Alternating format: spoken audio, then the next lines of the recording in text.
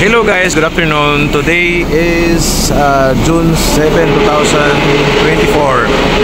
Ngayon nandito tayo ngayon sa Canlubang ulit para ating masaksihan yung kagandahan ng ating bus number 549 na dating ordinary aircon ay ginawa natin ngayong Greyhound Express. So ito yung ating 549 na ginawa nating Greyhound Express.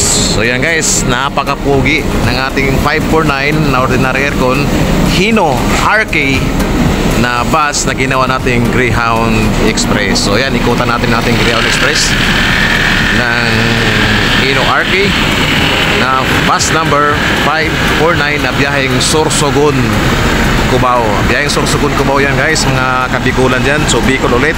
Yung isang video natin, napunta natin na yung ating 1H na ginawa natin Stallion Express.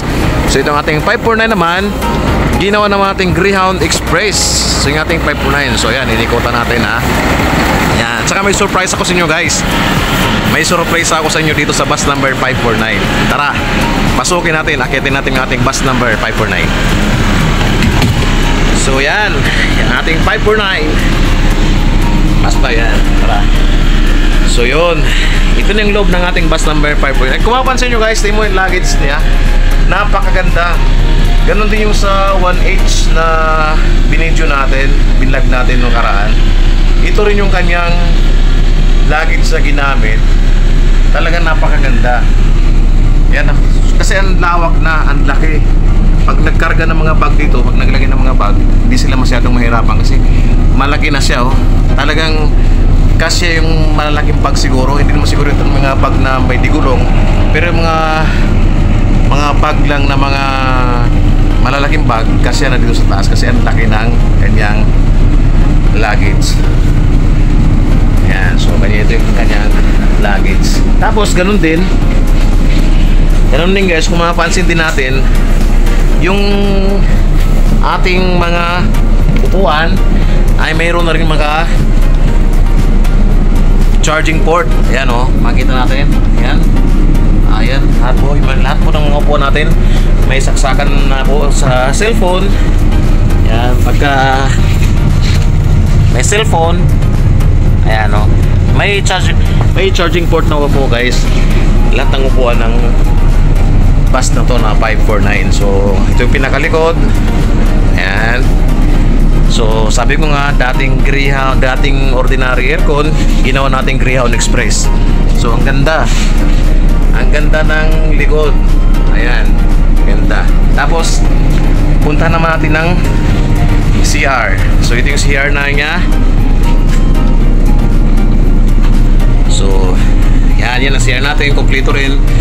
Salamin, bidet, posit at saka yun inodoro. Yan, kompleto, may lagay ng sabon. Yan, maganda rin yung CR na guys. So yan ang ating CR. Tsaka yan, so kompleto siya guys. At yung surprise na sinasabi ko sa inyo, kasi ito pa lang yung pinakaunang bus na lahat ng upuan natin guys ay mayroong monitor sa likod. May monitor po lahat ng mga upuan na to. So this is 41 seaters. So lahat ng upuan po mayroon pong monitor. Maliban na lang doon sa likod. May limang upuan doon sa likod na siyempre wala mang manood sa likod. Kaya yun, wala siyang monitor. Pero sa lahat ng upuan na nakalagay dito, yan guys, so pansinin niyo. Diba? See?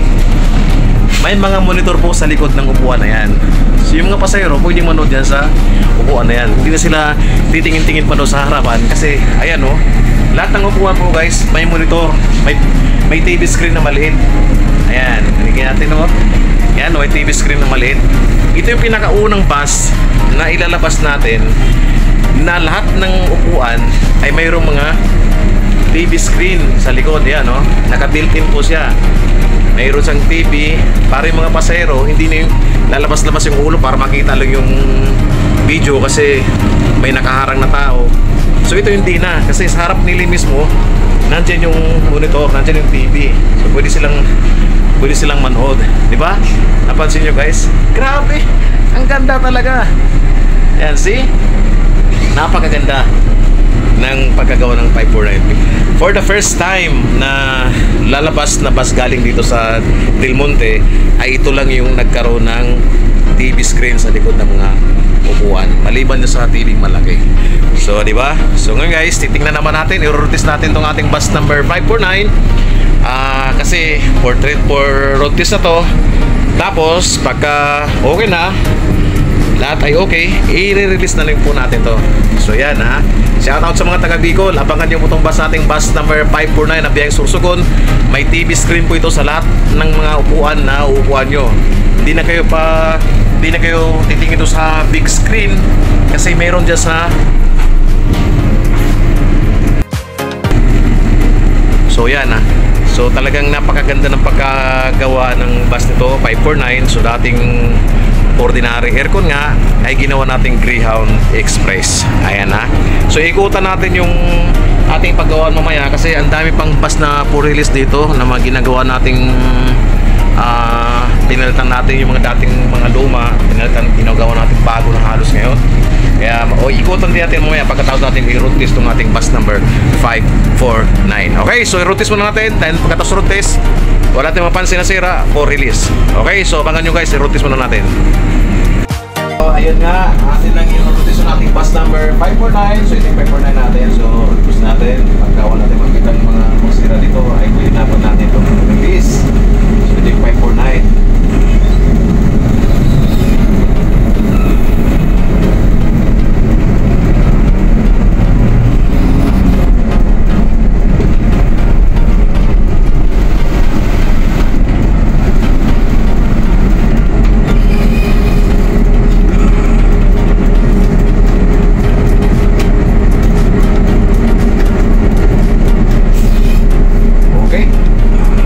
Maganda.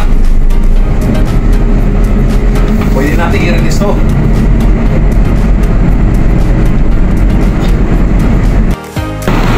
Okay, so tapos natin marotes sa ating 549. Wala naman tayong napansin na sira o ano pa man. Pwede na po natin ipabiyahe itong ating bus number 549. So tatawagan natin ating drivers para puntahan na nila itong ating 549 para may biyahe na nito sa Bicol. Okay, shout out dyan sa mga taga Bicol guys. May bagong bus na naman po tayo na ilalabas, yung ating 549 na Greyhound Express. Okay, so abangan nyo po. Marami po tayong bus na lalabas dito, kagaya itong 102 na biyaheng Batangas. Ayan po, nasa trimming section na siya. Ayan ha. So lahat, mga kisame, lahat, papalitan nila yan, lahat yan. Tapos ito naman, bus number 272. Ayan, for release na rin po to guys. I-road test lang natin to. Ayan ha, so nandito na sa trimming section na siya. Ayun, ginagawa ni Kuya. Ayun, so yan, ito yung mga for release ng mga bus. Yan, kagaya niyan 243, 104. Yan, kung mapansin natin, napakarami pang bus dito na for release. Ayan, shout out sa'yo Kuya, shout out. Ayan, ayan si Kuya. Ayan, ito yung ating mga bus na malapit na po nating i-release. So yun, nandito po tayo lahat. Ayan, so bus number 102 ng biyaheng Batangas. Ayan, saka yung ating bus number 272. Malapit na rin po itong ilabas yung ating bus number 272 na biyaheng Nasugbo. Shout out sa mga taga Nasugbo dyan. Malapit na pong ilabas yung inyong bus na bus number 272.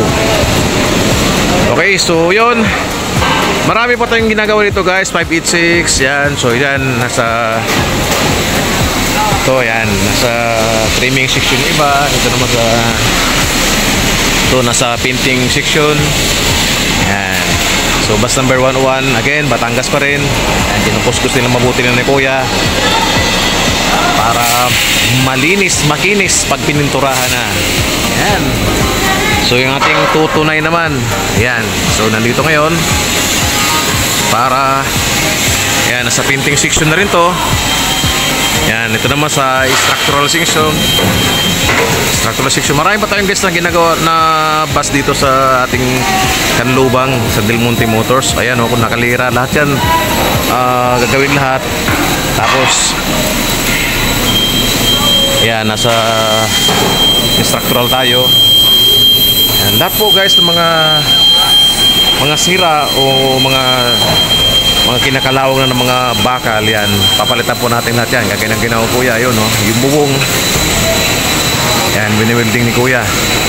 Yan, so So nasa structural section tayo. Tapos yung structural, yun nga, painting, tapos trimming. Okay, so ito yung ating mga bus update dito sa Canlubang, sa Del Monte Motors. Napakarami po yan guys. Napakarami po yan na ginagawa sa kasalukuyan ngayon.